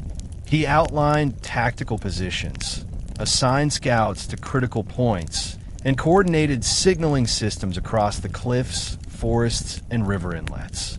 They test us not merely with weapons, but with observation and patience, he said. Our strength is in unity, in foresight, and in the courage of every person here. We do not strike blindly. We respond with wisdom and precision. The council nodded, internalizing the principle that strategy and discipline would safeguard Samboangan more than aggression alone. As the foreign ships neared, N'wang's preparations became action. Canoes positioned at strategic points along the coast created the illusion of larger defensive forces, while scouts moved silently through the forests and hills, signaling any unusual movement. Along the riverbanks, subtle barriers and obstructions were placed to slow and confuse potential intruders. Each tactic relied on ingenuity rather than brute force, demonstrating N'wang's understanding of the land and sea as extensions of his strategy. Young warriors, trained in agility and coordination, practiced rapid response drills. Teams were assigned specific roles, some to relay messages via fire or drum, others to secure key choke points, and yet others to coordinate with external allies should reinforcements be needed. Women and children, fully integrated into the system, monitored movements from safe vantage points, prepared supplies, and maintained communications across the port. Meanwhile, N'wang continued to engage with the foreign envoys diplomatically. He received their messages politely, acknowledging their concerns while subtly reinforcing the community's boundaries. Trade thrives when respect is mutual, he reminded them, and Samboangan's prosperity depends on fairness, not domination. Our people's trust and our land are not for negotiation. His words, calm yet firm, underscored that strength was measured not only in weapons, but in moral authority, strategy, and the unity of the community. By midday, the foreign fleet had approached the edges of the bay, testing the limits of the port's defenses without engaging directly. N'wang's scouts reported unusual formations, suggesting that the fleet was attempting to map the terrain and test response times. The marketplace remained orderly, a living demonstration of Samboangan's resilience and the community's understanding of N'wang's principles. Vigilance without panic, preparedness without fear, and the integration of daily life with strategic oversight. N'wang walked along the shoreline, observing the rhythm of the waves and the movement of the ships. He reflected on years of careful preparation, alliances with neighboring datus, training of young warriors, coordination of scouts and signaling systems, and a moral authority that guided every decision. The strength of Samboangan, he thought, lies not only in its walls or weapons, but in the unity, wisdom, and courage of its people. As the sun began to dip toward the horizon, casting long shadows across the sand, the tension remained palpable. The foreign fleet had yet to strike, yet the test of defense had begun. Every decision, every observation, every movement mattered. Under N'wang's leadership, Samboangan stood prepared, not just to survive, but to demonstrate that a community united by foresight, fairness, and shared responsibility could face even the most deliberate threats with resilience and dignity. The early morning mist clung to Samboangan's shore as the first real test of Datu N'wang's preparations began. The foreign fleet, emboldened by their numbers and weaponry, attempted to advance toward the beaches where traders and villagers still moved cautiously among their stalls. N'wang's scouts signaled from the cliffs, and the community sprang into coordinated action. Canoes shifted into defensive positions, small barricades along the shoreline created obstacles, and young warriors moved silently through forested vantage points. N'wang stood at the cliffside, observing the flow of the fleet. "This is not mere trade," he said quietly to his brothers in council, "but a test of our resolve. Remember, our strength lies not in confrontation alone, but in our unity, foresight, and the wisdom we carry." The villagers understood immediately that their Datu's calm was not passivity, but strategy. Each family, each trader, and each scout played a role, and the marketplace, despite the tension, remained functional, a testament to Samboangan's resilience under pressure. The foreign captains attempted to land small contingents along the shore, only to find themselves slowed by subtle obstacles, quick responses from the warriors, and signals that coordinated defensive maneuvers. It became clear to them that Samboangan was prepared, its people organized, and its Datu's strategy both disciplined and deeply attuned to the rhythms of land, sea, and community. N'wang's years of preparation came to fruition as his tactical strategies unfolded with precision. Scouts in the forests signaled the approach of every boat, relaying information down to the cliffs and along the riverbanks. Canoes, though small in number, created deceptive formations, giving the impression of a larger defensive force. Subtle barriers in the sand slowed intruders, forcing them into predictable paths where young warriors lay in wait. Each defensive action reflected N'wang's philosophy: to protect Samboangan not through aggression, but through intelligence and ingenuity. Warriors used the natural terrain, trees, riverbanks, and dunes to create cover, allowing them to intercept or divert foreign forces without direct confrontation. Communication was flawless. Drums, flags, and fire signals coordinated movements across the coastline, while women and children supported logistics, providing supplies and monitoring distant vantage points. The foreign captains, initially confident in their numbers and weapons, found themselves unable to navigate Samboangan's defenses effectively. They were forced to adapt to the Datu's tactics, and for the first time, they began to perceive that this was not a simple port to conquer. N'wang's leadership had created a system where every villager, every trader, and every scout acted in unison, turning preparation, observation, and foresight into a formidable protective force.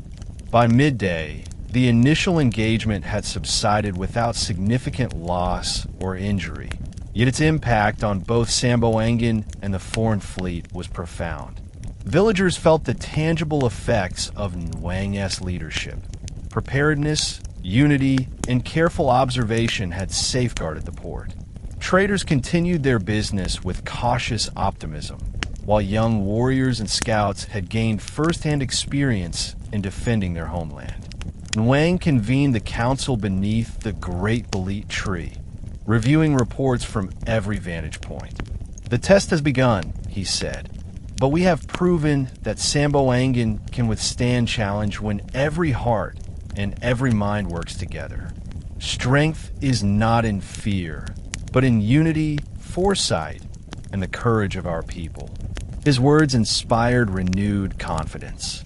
The foreign captains, observing from their ships, began to respect the organization, discipline, and moral authority that governed Samboangan. They realized that even with superior weapons and numbers, they could not simply impose their will on a community that was prepared, united, and guided by a visionary leader. For Samboangan, The first engagement reinforced the enduring lesson that leadership rooted in wisdom, fairness, and foresight could protect a community more effectively than brute force alone. Following the first successful defense against the foreign fleet, Samboangan buzzed with a mixture of relief and pride. Villagers continued their daily activities, but now with a heightened sense of purpose. Children mimicked the scouts, running along trails and signaling to one another.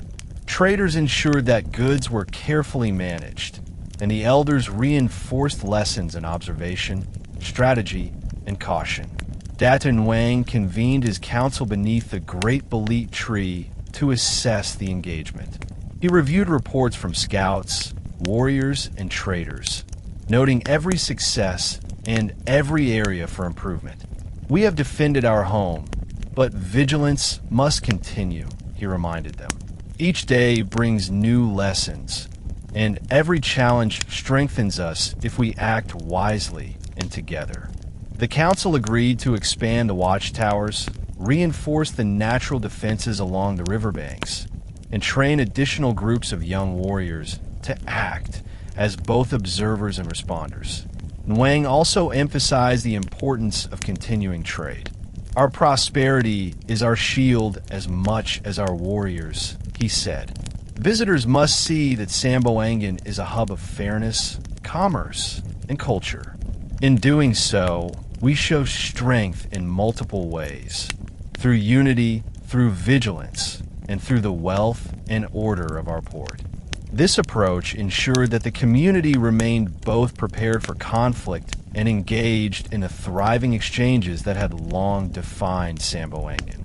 Recognizing that strength alone could not guarantee safety, N'wang focused on reinforcing alliances with neighboring Datus and influential communities. Envoys were dispatched to Gamotin in the south, emphasizing the importance of coordinated defense and mutual support. Messages were sent to Tankalin in Sindangan, reminding him that Samboangan's continued prosperity depended on collaboration and vigilance.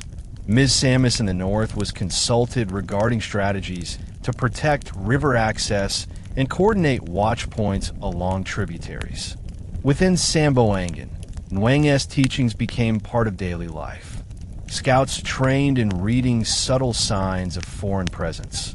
Traders learned the art of negotiation under observation, and families contributed to communal defenses while continuing their regular activities. Every member of the community understood that vigilance and unity were as crucial as the construction of watchtowers or the placement of defensive barriers. This period of consolidation also served as a message to the foreign powers. Samboangan was not merely a village open to exploitation. It was a well-organized, strategically prepared, and morally grounded port whose leader blended diplomacy, foresight, and tactical ingenuity. Through this combination, N'wang ensured that any future attempts at domination would face not only resistance, but also the wisdom and resolve of an entire community. Alongside physical and diplomatic measures, N'wang emphasized the importance of cultural continuity. The Buklog, the great ritual of Thanksgiving, was celebrated with renewed vigor. The platform of logs trembled beneath the dancers' steps, echoing through the forest as offerings were made to the spirits of the mountains, rivers, and seas. These ceremonies were not only spiritual acts, but also demonstrations of the community's cohesion, reinforcing shared values, identity, and resilience. N'wang used these moments to teach his people that culture and morality were integral to defense. The spirits guard us not only because we honor them, but because our unity and our respect for tradition make us strong, he said during one such ceremony. Children, young warriors, elders, and traders alike internalized these lessons, understanding that the strength of Samboangan was not limited to strategy and weapons. It extended to the integrity and unity of the community itself. By blending tactical preparation, diplomatic engagement, and cultural resilience, Datu N'wang ensured that Samboangan remained secure, prosperous, and respected. The foreign fleet, observing from afar, began to understand that conquest would not come easily. Samboangan's combination of foresight, unity, and moral authority created a fortress stronger than walls, a community ready to thrive, defend, and continue the vision of a Datu whose leadership encompassed more than mere authority. Several weeks after the initial engagement, reports reached Samboangan that the foreign fleet was returning, larger and seemingly better coordinated than before. Datu N'wang received the news with measured concern. He did not panic. Instead, he convened his council beneath the great Buklog tree, reviewing every detail provided by scouts and elders. "They have learned from their mistakes," he said, "and so must we learn from ours. Samboangan thrives not through fear, but through foresight, preparation, and the unity of our people." Villagers moved with quiet determination. Canoes were repositioned to optimize defensive coverage. Watchtowers were reinforced, and small groups of warriors trained for rapid deployment to vulnerable areas. Traders checked and secured their goods, while children practiced signaling exercises under the guidance of elders. Even the women, often unseen in previous preparations, took active roles, organizing provisions, observing distant movements, and maintaining communication lines. N'wang's leadership ensured that every member of the community had a role, reinforcing the understanding that defense was a collective responsibility woven into the fabric of daily life. The foreign fleet's approach was deliberate, their movements showing that they had studied the terrain and observed Samboangan's previous responses. Yet as the first masts appeared on the horizon, the villagers, under N'wang's guidance, felt a quiet confidence. They had strengthened not only their physical defenses, but also their moral and cultural unity. N'wang's philosophy remained steadfast. The strength of Samboangan lay in its preparation, its foresight, and the unwavering unity of its people. Anticipating the strategies the foreign fleet might employ, N'wang implemented innovative defensive tactics. Canoes were arranged to create deceptive formations, giving the impression of larger numbers, while small groups of warriors positioned themselves along hidden trails, dunes, and riverbanks to intercept any attempted landing. Scouts used the natural terrain for surveillance, signaling movements across cliffs, forests, and river inlets. The community's defensive measures were integrated seamlessly into daily life. Market activity continued under strict coordination, allowing commerce to function without disruption, demonstrating both resilience and the continued strength of Samboangan's economy. Traders communicated subtle signals about potential threats, while children and young apprentices learned to read the tides, the movement of ships, and the patterns of wind, skills that were crucial for early warning. N'wang's approach combined foresight, ingenuity, and the moral authority that came from consistent fairness and respect for tradition. Even as the foreign fleet tested the port's limits, they recognized that any direct assault would be met not just by warriors, but by a community prepared, united, and deeply knowledgeable about the land and sea. Samboangan's defense had become a living system, its effectiveness stemming as much from collective intelligence as from strategy or weaponry. Throughout these tense weeks, N'wang placed a strong emphasis on maintaining morale and unity. He reminded the villagers that the port's strength was not solely in canoes, weapons, or watchtowers, but in the cohesion, discipline, and foresight of the people themselves. Under the great Buklog tree, he spoke to young warriors, traders, and elders alike. Every act, every observation, every shared responsibility strengthens Samboangan. Fear is not our guide. Knowledge, unity, and courage are. Cultural rituals continued as a cornerstone of resilience. The Buklog ceremonies were performed with renewed vigor, reinforcing shared identity and honoring the spirits who watched over the land and sea. The platform of logs trembled under rhythmic dances, echoing through the forests and hills, creating a visible and spiritual signal to both the community and any observers that Samboangan was united, vigilant, and guided by tradition as well as strategy. As the foreign fleet drew closer, the villagers were ready. Warriors, scouts, traders, and families understood their roles, communicated effectively, and remained disciplined in the face of uncertainty. Under N'wang's leadership, Samboangan had transformed into a community where daily life, commerce, culture, and defense were inseparable, a living testament to the strength that comes from unity, preparation, and moral authority. The approaching fleet would test them again, but the port stood ready, embodying the vision of a Datu whose leadership extended beyond mere control, encompassing foresight, fairness, and the collective courage of a people united by purpose.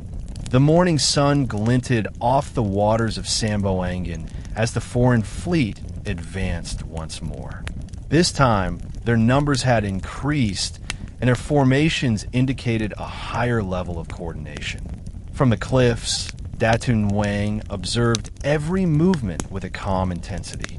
He could discern the intent behind their sails and the weight of their weapons, and he noted subtle changes in their approach patterns. The villagers moved with disciplined precision.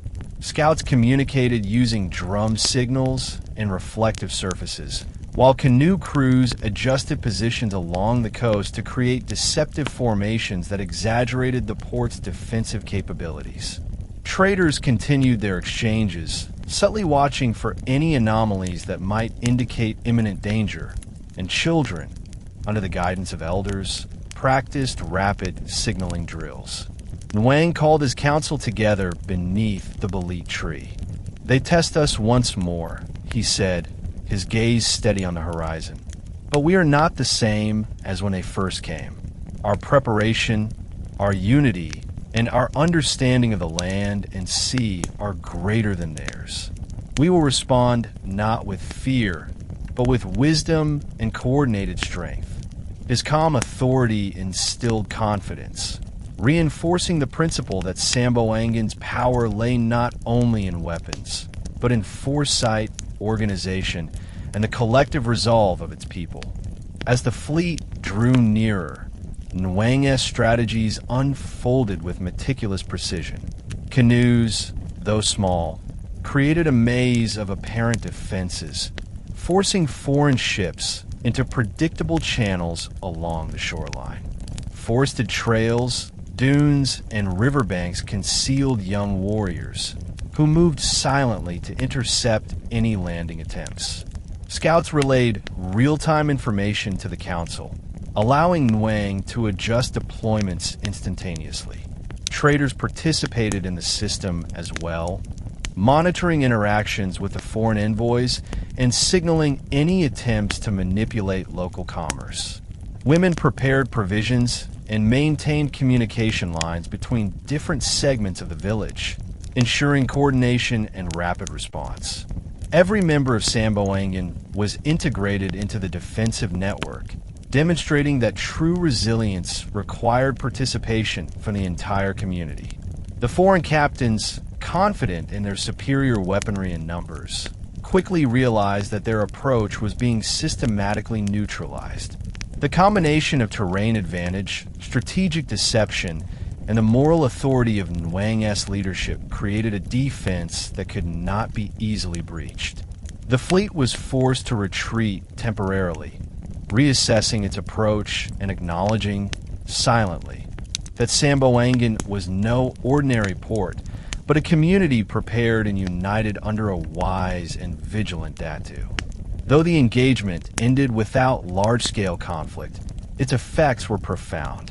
The villagers celebrated their ability to defend Samboangan through strategy, unity, and foresight rather than through sheer force. N'wang convened his council to review the engagement, identifying lessons learned and areas for further improvement. We have shown them that Samboangan strength is in every person, every skill, and every decision, he said. Our unity, our vigilance, and our moral authority are shields that no sword can pierce. The Buklog was held with renewed reverence, the tremble of the logs echoing through the forest and sending a message of cohesion and strength. Traders continued their exchanges, understanding that Samboangan's prosperity depended on fairness, observation, and careful negotiation. Children, observing the responses of warriors and traders alike, internalized lessons in discipline, courage, and community responsibility. N'wang's leadership had transformed the port into a model of resilience. The foreign fleet now approached with caution, recognizing the difficulty of imposing control over a community so prepared and morally anchored. Samboangan thrived, not merely as a hub of trade, but as a symbol of foresight, unity, and the enduring power of leadership grounded in wisdom, fairness, and collective strength. After the fleet's temporary retreat, Datu N'wang gathered his council and reviewed every detail of the engagement. Scouts reported observations, young warriors described their maneuvers, and elders assessed the effectiveness of communication signals. N'wang listened carefully to each report, taking note of minor lapses, timing errors, and areas where additional training could improve overall readiness. Every encounter teaches us, he reminded the council. We must strengthen what worked, correct what faltered, and continue to weave vigilance into every aspect of our lives. The villagers embraced these lessons with dedication. Canoe crews practiced synchronized movements, testing different formations along the coastline. Scouts refined signaling methods, using combinations of flags, mirrors, and drumbeats to ensure rapid communication across the port. Traders incorporated observation into their routines, discreetly monitoring foreign activity while maintaining the flow of commerce. Children and young apprentices were integrated into simple signaling exercises, preparing the next generation to contribute to Samboangan's resilience. Through these activities, N'wang ensured that the community's preparedness became second nature. The marketplace, though bustling, served as a living training ground where commerce, vigilance, and strategy coexisted. The people of Samboangan learned that defense was not a sporadic event, but a continuous practice integrated into daily life, culture, and commerce. Understanding that local preparation alone could not guarantee long-term security, N'wang focused on fortifying alliances with neighboring Datus. Envoys were sent to Gamotan in the southern valleys, reinforcing agreements for coordinated defense and mutual support. Tankalin in Sindangan was reminded of the shared benefits of collaboration, particularly in observing coastal approaches and mobilizing reinforcements if necessary. Ms. Samus in the north contributed tactical knowledge, advising on river choke points and strategic deployment along tributaries. Diplomacy, like defense, was approached with foresight and fairness. N'wang emphasized the principles that guided Samboangan: mutual respect, shared prosperity, and collective responsibility. These principles ensured that allies were not coerced or threatened, but willingly integrated into a network that strengthened the region's security.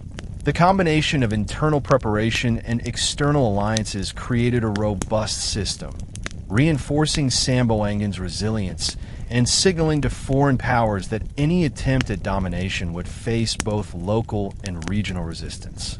Through these efforts, Samboangan's reputation as a well-organized and morally grounded port grew along the coasts.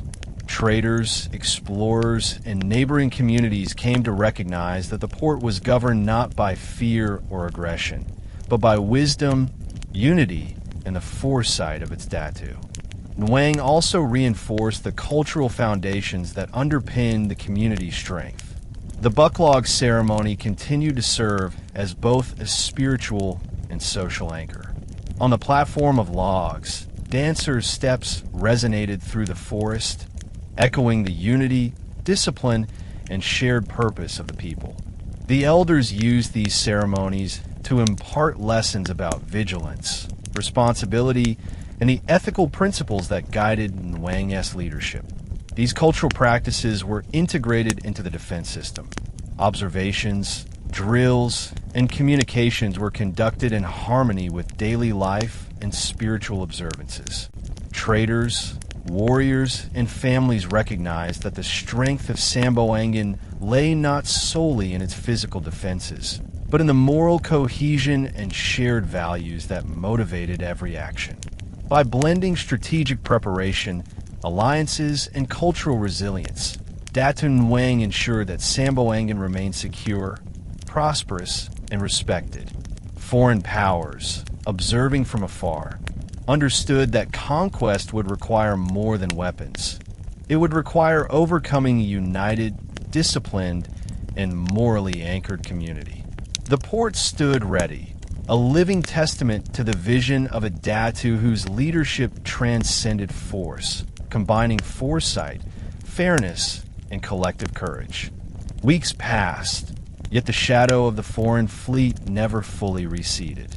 Reports arrived from scouts that unfamiliar sails had been spotted along the distant horizon, carrying men who appeared to study the shoreline with meticulous attention.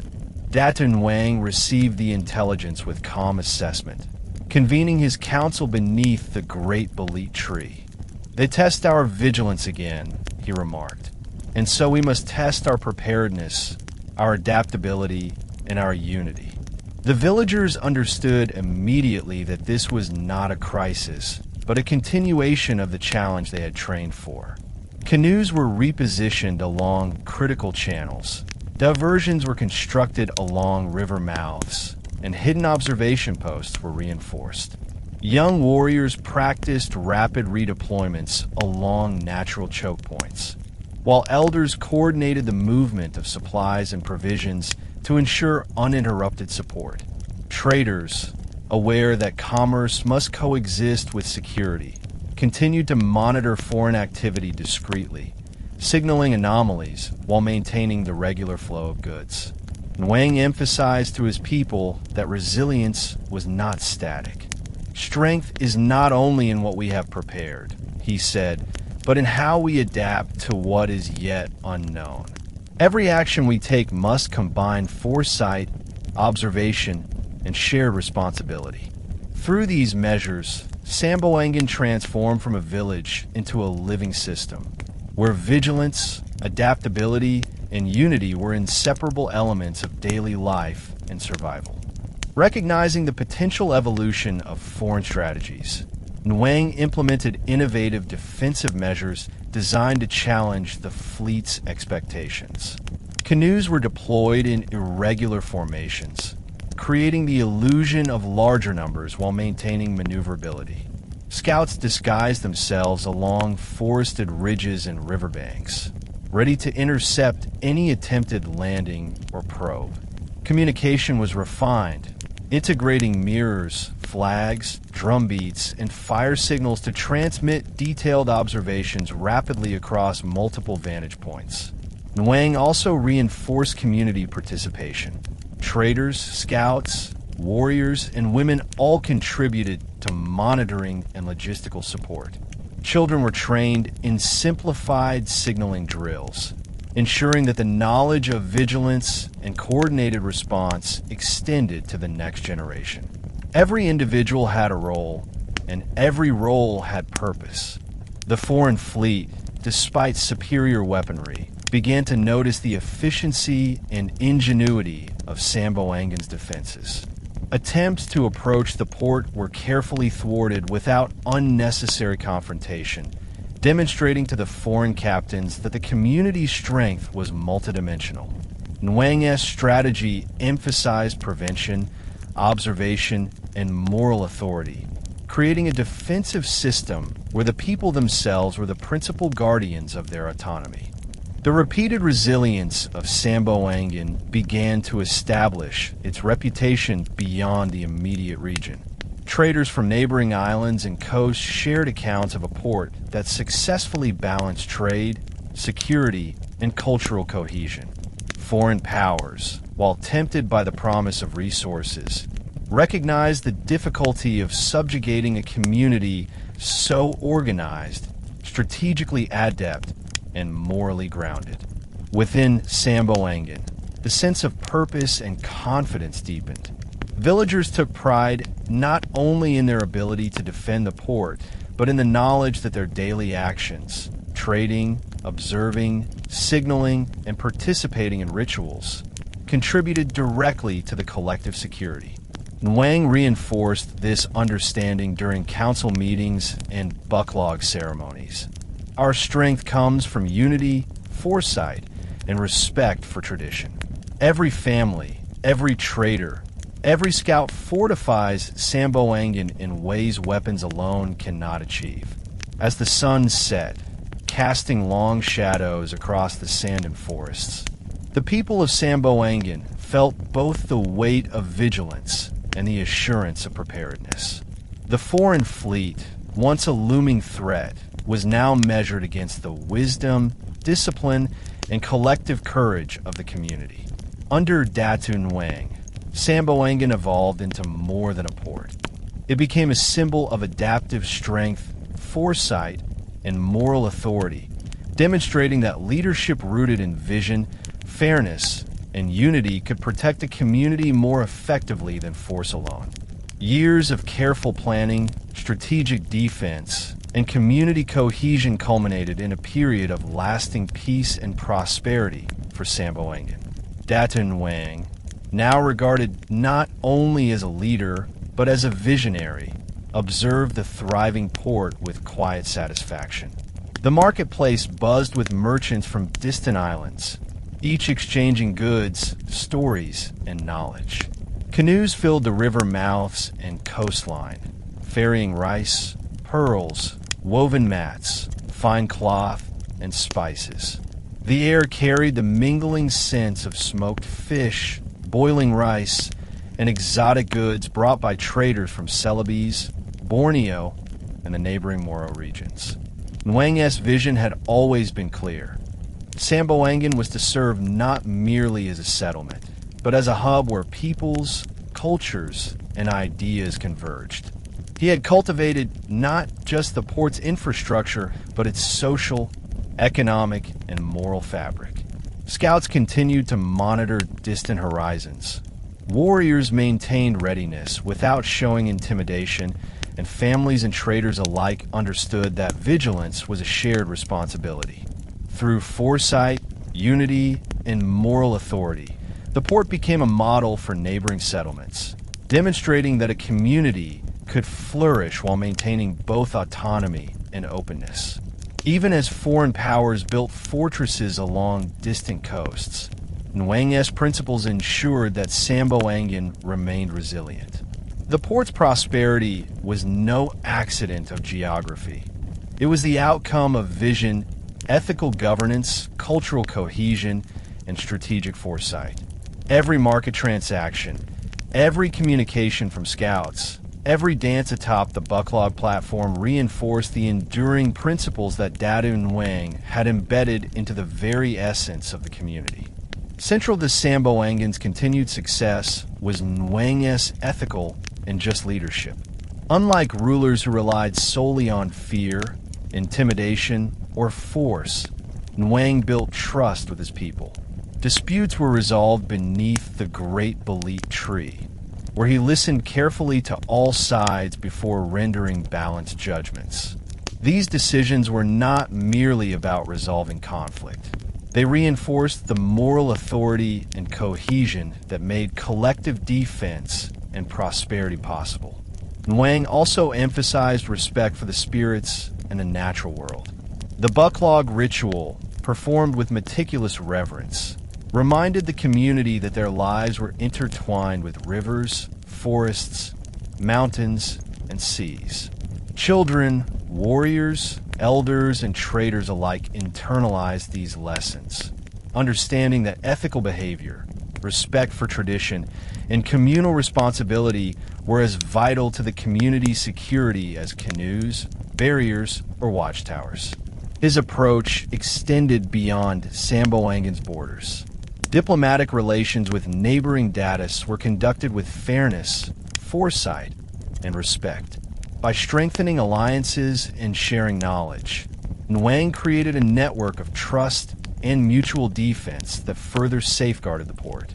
Samboangan became known not only for its wealth and strategic importance, but also for its ethical governance, a model that inspired neighboring communities and deterred potential aggressors who recognized that conquest required more than brute force.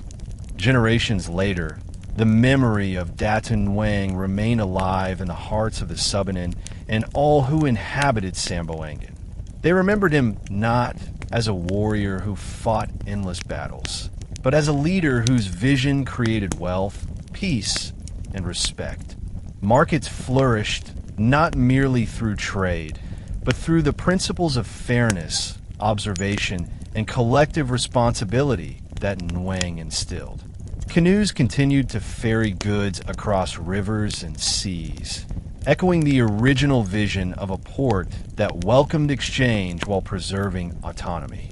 To the Subanen, he was the Datu of trade. To his brothers, he was the keeper of peace. To the land and the seas, he was the bridge between rivers and coast. Even as foreign powers built fortresses and claimed dominion, Samboangan retained the enduring imprint of N'wang's vision. Every marketplace, every canoe, and every ritual carried fragments of his foresight, discipline, and moral authority. N'wang's life teaches an enduring lesson. True leadership is not measured solely by strength in battle or cunning in politics, but by the ability to unite people through vision, fairness, and trust. Samboangan thrived because its leader understood that prosperity, security, and resilience were inseparable from ethical governance, collective responsibility, and the shared courage of a community bound together by purpose. Through these principles, Datu N'wang's legacy became immortal, a testament to the enduring power of wisdom, foresight, and unity in shaping history. And there you have it, dear viewers. Today, on History Teller YT, you have journeyed through the life and legacy of Datu N'wang, the visionary leader who transformed Samboangan into a thriving port of trade, culture, and unity. You have seen how N'wang defended his community through foresight, intelligence, and moral authority rather than sheer force. You have witnessed the importance of strategic preparation, the seamless integration of daily life and defense, the strengthening of alliances, and the resilience built through shared responsibility, cultural rituals, and ethical leadership. What can we take away from this incredible history? First, that leadership is not defined solely by power, weaponry, or conquest. True leadership lies in vision, fairness, and the ability to unite a people toward a shared purpose. Second, that community resilience is cultivated through inclusion. Every family, every trader, every scout played a role in N'wang's Samboangan. Third, that culture, tradition, and morality are as essential to security as any weapon. The Buklog and other rituals provided not only spiritual guidance, but tangible unity, fostering courage and cohesion across generations. As the sun set on the golden sands of Samboangan, N'wang's vision endured, inspiring prosperity, vigilance, and harmony among his people, and leaving a legacy that foreign powers could never fully extinguish. His story reminds us that trust, foresight, and ethical governance can forge a foundation stronger than walls and weapons. Every market, every river, and every canoe continues to echo his dream of a port where trade, culture, and community thrive together. We invite you to join us again on History Teller YT, where the past is not just remembered, it is brought to life. Explore more stories of visionary leaders, forgotten kingdoms, and communities that shaped history through wisdom, courage, and unity. Share your thoughts, reflect on the lessons of Datu N'wang, and bring your curiosity back with us for more journeys across time and place. Remember, history is more than dates and battles. It is the story of people, their choices, and the enduring impact of visionary leadership. Until next time, keep exploring, stay curious, and let the echoes of the past inspire your present and future.